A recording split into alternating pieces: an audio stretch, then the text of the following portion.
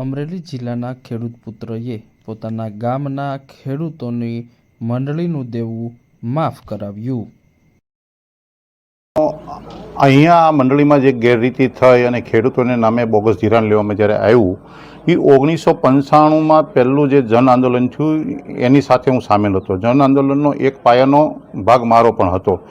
એ સમયથી ને ખેડૂતોની પરિસ્થિતિ, ખેડૂતોની વેદનાને હું ખૂબ સારી રીતે જાણતો હતો, પરંતુ સંજોગો અને પરિસ્થિતિ જુદી હોવાને કારણે 30 વર્ષ સુધી અનેક આંદોલનો થયા, અનેક રજૂઆતો થઈ, અનેક કેસ કબાડા થયા, છતાં પણ આનો કોઈ નિવાડો આવે એમ નહોતો। પરંતુ તાજેતરની અંદર મારા માતુશ્રીનું અવસાન થયેલું ત્યારે એક એની મનની એવી એક ઈચ્છા હતી કે ભાઈ મારી પાસેના જે દાગીના પડ્યા છે, મારી પાસેની જે બેલેન્સ પડી છે, એ જો તમારે ભાઈઓમાં ન જોતી હોય તો એવી જગ્યાએ વાપરજો કે જેથી કરીને મને એનો આનંદ થાય। તો હમણાં થોડા સમય પહેલાં મારા બાની પુણ્યતિથિ ગઈ, એ સમયે મેં અને મારા મોટા ભાઈ બે નક્કી કર્યું કે જે ભગવાનની મહેરબાનીથી આપણે આર્થિક થોડાક સુખી સંપન્ન છીએ તો બાની જે ઈચ્છા છે આપણે તકતી એના નામની ન લગાવીએ, પણ ખેડૂતોના નામમાં બાના નામની તકતી લાગે એવી ભાવનાઓ સાથે આ જીરા ગામના ખેડૂતોનો વર્ષોથી ચાલતો પ્રશ્ન કોઓપરેટિવ બેંકની સાથે સેટલમેન્ટ કરીને ટોટલ 90 લાખ વધારે રૂપિયા ભરપાઈ કરવામાં આવ્યા છે અને આનો ખૂબ અમને અને મારા પરિવારને આનંદ છે। કારણ કે હું માનું છું ત્યાં સુધી હું જાહેર જીવનનો માણસ છું અને આવી અનેક પરિસ્થિતિઓ મેં જોઈ છે। ભાવનગર ડિસ્ટ્રિક્ટ કોઓપરેટિવ બેંકની વાત કરીએ તો એના તાંબાની અંદર આવતી 11 આવી મંડળીઓ ફડસાની અંદર છે, એટલે કે બીજા અનેક ગામડાઓ આવા પરિસ્થિતિનો ભોગ બનીને પીડા અનુભવે છે।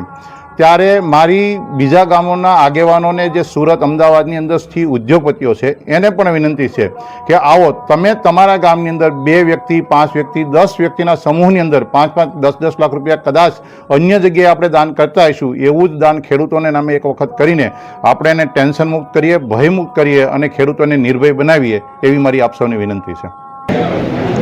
અમારું આ સાવરકુંડલા તાલુકાનું જીરા ગામ છે, જેમાં હું સરપંચ છું અને અમારા ગામમાં વર્ષો પહેલાં જ્યારે મંડળીનું ઉઠામણું થયેલું હતું ત્યારે લગભગ 300 ખેડૂતો પીસાતા હતા। આમાં કોઈ લોન લઈ શકતા ન હતા, જેને અમે અમારા બાબુભાઈ જે છે એણે આ બધી લોન ભરપાઈ કરી અને એણે લગભગ 89 લાખ જેટલા 89 લાખ રૂપિયા ભર્યા।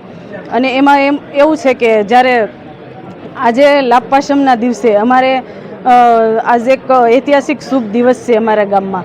જ્યારે મારા સસરા હતા ત્યારે એમણે પણ જ્યારે ખેડૂતોની મંડળી લોન લીધી હતી ત્યારે એણે લોન ઉપર એણે એક મોરચો માંડ્યો હતો, પણ એનું સપનું પૂરું ન થયું અને જે એનું સપનું આ બાબુભાઈ ચોડવડિયાએ પૂર્ણ કર્યું એનો હું દિલથી આભાર માનું છું। કેટલા ખેડૂતોનો નોંધ આવ્યા? 300 જેટલા।